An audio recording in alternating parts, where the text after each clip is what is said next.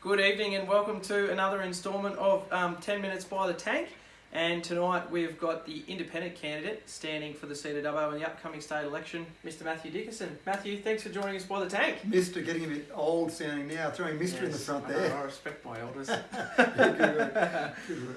Matt, we've just got a series of about 13, 14 questions, largely to do, as you can imagine, with the inland waterways centering around the Macquarie River and recreation, fishing, all those sorts of things.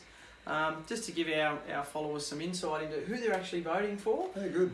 So we've got 5 candidates of the 7 who have put their hand up to sit by the tank. We do thank you very much for your time. Look, I'd love more interest groups to do this sort of thing. The more they can hear from their candidates, I think the more insight they'll get into them. The public forums have been great. Yep. Having all the candidates or most of the candidates sit there in front of a group, I think that sort of thing is fantastic. So the more information, the more people can learn about their candidates, the more informed decision they can make. Yeah. Look, thank you very much for being generous with your time, mate. We really appreciate it. 13, 14 questions. If you'd like to spend about 45 seconds on each. Sure, if I can't say my name in 45 seconds. Well, this could turn into 10 hours by the tank yet. But if we can spend roughly, we're not going to hold you to it, I had a a minute or two. We will ding. Question number 1, very simple. Tell us who you are and which party, if any, you are standing for in the upcoming election. Sure, that one's pretty simple. Matthew Dickerson, Yep. independent candidate, as you mentioned. So, never been a member of any party, no allegiance to any party, truly independent, truly down the middle. And I like some of the bits and pieces of all the parties. I always get confused when people want to try and pigeonhole you. Oh, you must be leaning towards a certain party or another party. I think some of the parties got great ideas, some of the parties got terrible ideas. But the reality of an independent is you can pick and choose what works best for this electorate. So I'm really excited. If I can get in there, there's some great things that we can do around this electorate by taking the best of all the components and really delivering something for this electorate. Do you have a love of the Macquarie River and the great outdoors?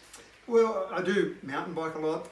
Track O'Reilly Cycleway, I do spend a fair bit of time there. I've seen you running down there. Yeah, I don't like to run too much. I'm a bit old to run. I love riding my bike, but I do a little bit of running because the kids do a bit of running. Park run down there. It's a fantastic facility that we've got down there to utilise. Look, as a kid, sure, I was in the Macquarie River all the time. There was the old rope swings. I'm sure they're probably too dangerous for kids to use now, but the old rope swings and the old flick rope swing where you get someone to flick off the end of the rope. So it was certainly a part of me growing up. I lived probably 150 metres from the Macquarie River growing up. So it was something that was part of my life growing up. And it seems to have changed a lot now from what I remember as a kid.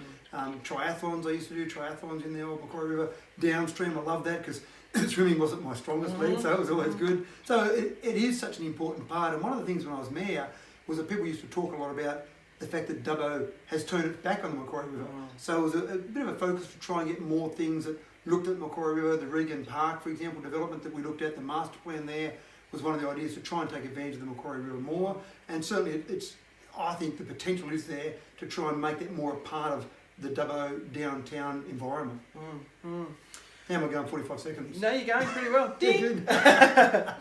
What do you feel are the main issues facing our rivers and our inland lakes and dams at present? Look, at the present right now, with the lack of rain, obviously it has a huge impact there. But let's assume for a moment that we haven't got the extreme situation with drought and just look at the big picture. Let's look at it holistically. What we've got is a limited amount of water. We've always got that limit of the amount of water. And we've built a dam, Burrendong Dam, obviously about 50 odd years ago there. And we've got that as part of the overall scene in terms of our waterways. But getting that water to be shared, I suppose is the best way to describe it, to be shared amongst the people that need it. So to be shared amongst the people that need it for irrigation, for cropping, for irrigation, to get it to be shared for people that want to make sure the environment is still there for generations to come, and to have it there for recreation. And I think the thing that really hit home to a lot of people recently was I went down to the Burrendong Dam. I've been a few visits down there, and I went for a drive on the base of the Burrendong Dam. And as a kid, I used to ski a lot in the dam, and thinking about me a few metres above there on water skiing when we were driving there. And I did a bit of drone footage while I drove around, and I posted that video, and people started ringing me and saying, wow, I didn't realise it was that bad. 10% sounds like a number, but when you see the reality of driving around on the dam floor, that's when it really starts to hit home. So to get the environment we've got shared amongst all those users, that's the real challenge, I believe. If elected, what could you do to help our rivers become healthier places and a better place for the community? One of the main things that I feel is one of my great strengths is communication. And I've talked to a huge number of people about the water as I've gone through the campaign. So I've met with people like the MRFF. I've been out to the Macquarie Marshes, got a guy out there with a plane to fly me over the marshes, took my drone, flew over the marshes out there, walked through the marshes, kept an eye out for snakes. I'm not a big fan of snakes. And just met with people that have been involved with fishing, involved from a recreational perspective, as they've been to the dam a number of times, talked to people that are using the water in a whole range of different ways. And one thing that struck me during all of those conversations is people putting their point of view forward, which is natural. But I just don't think there's been an opportunity to get that cross-communication. And one of the things I used to do as mayor is I'd say, we've got point of view A, point of view B, and they're diametrically opposed. Let's get those people together and get some discussions happening where people can put their cards on the table and they can have different points of view, but we can get to somewhere that's vaguely in the middle to have some sort of compromise. So one of the strengths, as I said, is that communication, making sure we've got it. And I've sat in meetings, government meetings, where there's been, obviously to me, a lack of communication during the process, and there's different points of view coming, and it's almost like the government officials are just finding out about this for the first time. And I'm sitting there thinking, wow, these people just haven't communicated along the way. So I haven't got a magic solution. I haven't got a silver bullet. The real solution is more rain. But I can't make that happen. I'm sorry. Yep. I can promise lots of things, but I can't promise that one. Yep, that'd be a big promise. That's right, a big promise. But what I can promise is to get those groups of people talking more and getting to the point where really I think we can arrive at some sort of solution that's a way for everyone to go forward, rather than at the moment where there still seems to be a lot of butting of heads without a solution, without an outcome down the track. So thinking, a bit of blue sky dreaming here, but countries like Saudi Arabia and other Middle Eastern countries have managed to drought-proof really arid climates. Do you have any thoughts as to how our regional centres might be able to tap into large-scale desalination or something like the Bradfield scheme going forward? Is there anything sort of blue sky that's been on your mind? Yeah, look, the Bradfield scheme is an interesting idea, and the fact that idea was put forward probably 70 or maybe 80 years ago now, and it's interesting. I've talked to people about the Bradfield scheme because what I like to do, a lot of my background is very much science, IT sort of focused. You like data, you like facts, you like information, and make decisions based on that. And so I've talked to people about the Bradfield scheme, and some people have told me that it's obvious, we should be doing that, we should be turning our water inland, and other people have told me it's the stupidest idea they've ever heard. And I don't know the answer to that, and that's one of the things that I want to do. I want to have discussions around different ideas. Now, to me, it probably isn't the best idea to just turn water inland, because that affects, it's the old butterfly flaps its wings in one part of the world, it causes a tornado in another part of the world. Pay, Paul. Yep. That's right. So I don't think my first thought around that is it's not a great idea. But I don't know that anyone's really investigated it at a level to see whether that is a great idea. So let's look at that. I mean, people have talked about more dams, for example, but I don't think more dams gives you more water. You've still only got a certain amount of water that falls from the sky, so you could build 20 more dams, but it doesn't give you more water to deal with. So I think we've got to try and manage that water, and maybe there is a way to get more water into the scheme, into inland Australia, but I haven't seen that silver solution or that silver bullet solution yet. But the idea is to talk to people. And one of the things I really enjoy is when you'll have a meeting with a group of people and you'll talk about ideas, and there'll be one idea that comes out and you think, it's a silly idea, and you keep talking, and from that another idea happens, and before you know it, 5 steps later you've got this great idea from saying there is no wrong answer and let's put forward ideas. And so they're the sort of things you can try and plan. Yep, good mate. So outside all things rivers, waterways and fishing, just for a second, what do you see are the top 3 issues affecting the Dubbo electorate in the foreseeable future?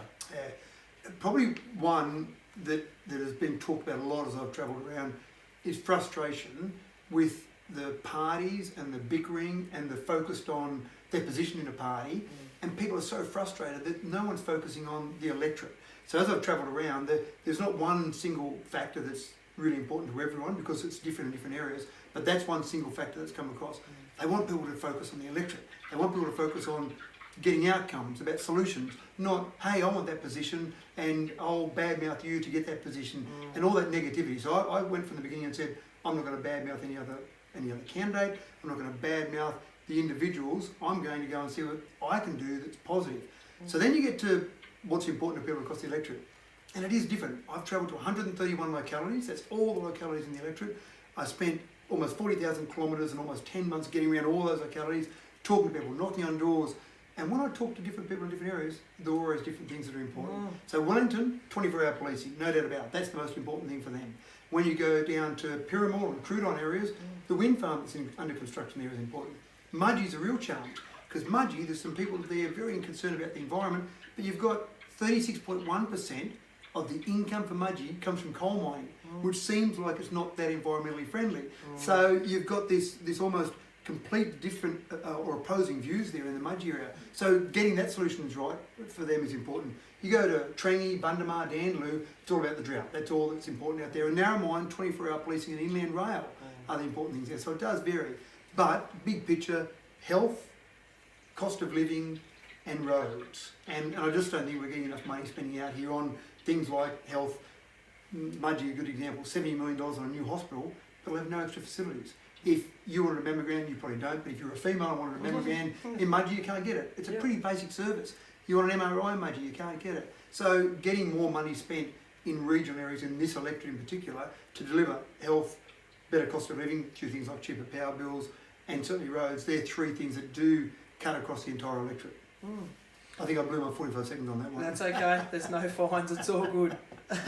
Back to rivers for a sec. Should we or shouldn't we have a state or a federal royal commission into the management of the Murray-Darling Basin? Should have a royal commission. We federal royal commission. Now, I say that knowing that I haven't got the power to cause a federal royal commission. Certainly at the state level, if we can't get a federal one, I would say we'll go a state one. And we've just seen what's come out of the South Australian one with the maladministration that's there, and maladministration's a nice other word for possible corruption there, really. So we need to get a good look at it. And I don't understand why any government wouldn't want to do it. If you think everything's been done perfectly, sure, have a look. That's to me is an easy way to go about it. If you're trying to cover something up, or you're concerned about it, or you're worried that you might be embarrassed, that's when you don't want to have a royal commission. So to me, it's a simple one. Federal royal commission, definitely. If not, at least a state royal commission. Matt, why did you get into politics? Why are you running? What are you doing here? 10 minutes by the tank. What's in it for you by being a candidate? I have this innate desire to help people. And I grew up, my dad was president of our greyhound club here for many years. The function room up at the greyhound club is named after my dad. My mum was always involved with PNCs or events with the community or schools. And I just grew up learning that you help people. If you've got the ability to help people, you do it. And I go back to my council career, back in about 2004 was a council election, but sometime in 2003, I was a bit frustrated with the council as it was at the time, and I thought, these individuals seem like they're okay, but as a group, they're not doing what I want for I love this place. I'm fourth generation here, I love the place, and why aren't they doing something better? So you can sit back and have a beer with Matt at the pub one day and say, this council, rump for rump, and my shout, or you can say, I can do something about it. So I did that with council, spent 12 years on council, 5 years as mayor, and I hope I made a positive difference to Dubbo in my time on council and as mayor. Good on you, Matt. But the state thing's the same. I'm a bit frustrated with the state, a bit frustrated with the lack of direction the state's got, and really the party's ruling rather than the electorate. So I thought I can sit back and complain, or get up and put my hand up and have a crack. What's what's your party's policy? So what's your policy around building new dams? Your thoughts on weirs? I know we've seen some stuff on the Gingin weir in media recently, and river management going forward. But breaking it down to perhaps locally the Gingin weir and building new dams. Any thoughts on that? Yeah, as I said earlier, I've been led by the experts here. I don't think a new dam really solves any problems. I don't think it gives us more water. Weirs is interesting, and certainly we've had discussions back when I was mayor when we made some changes to the South Dubbo weir. Firstly, for safety, we've obviously had some drownings there, which were terrible, and one of the toughest things I did as a mayor is sat through a coronial inquest, a 2-day coronial inquest, and that was pretty tough. But we changed that dam to make it safer, that weir, sorry, to make it safer, but we also changed it so that fish could get upstream. And I think one of the problems we've got with weirs through our river system is that we do restrict breeding capabilities of fish because they're locked in between different weirs. So changing weirs, not going knocking down weirs, but changing weirs so that fish can get up those weirs, whether it be by fish ladders or other solutions like the rock solution, I think that could make a huge difference to the river. Now, there's a lot of weirs up and down the river, probably 3,000, I think, off the top of my head that we've got. Lots. Yeah, so we've got all these weirs, all these blockages, which makes it hard for fish. And so when we have something like the fish kills that we've seen in the past, for those fish to then breed and get back up to the levels they should be at, it makes it very difficult. So from a weir perspective, some of them are necessary for people to have drinking water in town, so I don't have an issue with that. But I think we just need to change those weirs to allow fish to be able to go up and down the river as they could do before those weirs were there. Yeah, absolutely. This one's a good bit of a spinner, this question. What are your strengths, and answering honestly, what are your weaknesses as a candidate? So probably my strength, my real strength is passion. I've got a passion for whatever I get involved with. It's always scary. My wife, whenever she hears I'm going to get involved in anything, it can be a game of tiddlywinks. She knows that it's going to be 110%, and so she has to stand back and go, holy truth, here goes the whirlwind again. Yep. And so that real strength, that real passion is something that I love getting involved in things and throw absolutely everything into it. And so that's something that whatever it might be, whatever cause it might be, whatever facility. I mean, Rod Crowfoot came along and talked about wanting some money for Macquarie Homestay back many years ago. I said, right, I'll help you out.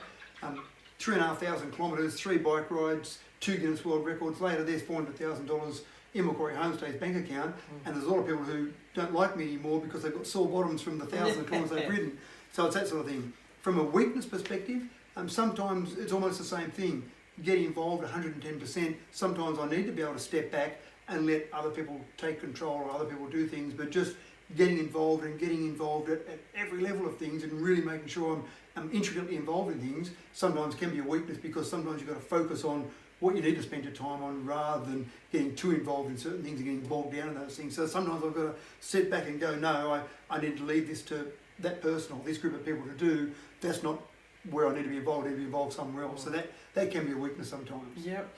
So flowing on from that, and certainly I'm in a neutral position here, never to be critical, but some people have said that an independent, if we elect an independent member, no party power behind them could mean that we do see less infrastructure built, less grants given to the Dubbo area. But question 13 was, if it meant truly representing your electorate, do you feel you'd be able to represent the needs of those who voted you in rather than towing the party line? Now, as an independent, I'll probably throw you that question in a different way and say, you have no party line to tow. Yep. Do you see that as a weakness or a strength? Yeah, huge strength, without a doubt, huge strength. And I've got a lot of time and respect for Katrina Hodgkinson, and she dared to vote against her party's wishes with the Greyhound debate. Now, ignore whether you were in favour or against the Greyhound debate, she stood up for her community.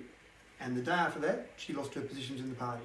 So that's how harsh it is in a party. If you don't agree with the party, then it's basically, that's the end of your career in that party. And Katrina's no longer involved in state politics, probably largely because of that.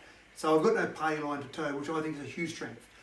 If we look at 2 other independents, Alex Greenwich and Greg Piper, the seat of Sydney and the seat of Lake Macquarie, amalgamations were talked about and certainly proposed for both of those in their seats. As independent, they fought hard against both of those. In Dubbo, we had the Deputy Premier as our member, amalgamation, despite 80% of Dubbo people against it and 93% of Wellington people against it, it went ahead. So that was someone towing the party line rather than those 2 independents in those other seats fighting against it. So I think you've got that power to represent the electorate and fight hard. Tony McGrain's nickname, he was an independent member from 1999 to 2004. His nickname was Oliver. Please, sir, can I have some more? He used to knock on doors, talk to people, build relationships. Dubbo didn't miss out while Tony was there. Dubbo didn't miss out while Dawn Fidel was there. And in this election, we have got a very rare opportunity. In my entire lifetime, we've had one election that resulted in a hung parliament. 1991 was a hung parliament. Nick Reiner was the premier, kept the premiership, kept the coalition government with the help of independents. So the one time we've had a hung parliament in my lifetime, the independents sided with the coalition. But what that meant for people in the electorates where those independents were was money falling from heaven. It was just so good for those electorates. They're still feeling the positive effects of that for those electorates. So Dubbo has an opportunity to have a hung parliament, which I think is very likely, to have an independent in a hung parliament. Your streets will be lined with gold if that's the scenario. And it's interesting from a big picture perspective, the current 4-year fixed term parliaments that we have, I think very sensible. The date's fixed. We know every 4 years, the 4th Saturday in March, we're going to a state election. The independents in 1991, that was one of the things they pushed through from a state perspective, so incredibly sensible. Yeah, good on you, mate. Okay. Last question. Matt Dickerson, independent candidate at the upcoming state election for Dubbo. Why should we elect you? If you want someone who is a voice for this electorate, who has one and one only passion to get the best for this electorate, then Matthew Dickinson is who you should vote for. I'm taking no donations through the campaign, so I've got no one to owe anything to. I've got no party to toe the line. All I owe is 80,000 people to be the best possible representative that I can be for this electorate. Matt Dickinson, thanks for spending 10 more the tank with Hansen. My Thank pleasure. you very much, mate. Thank Thanks, you. mate.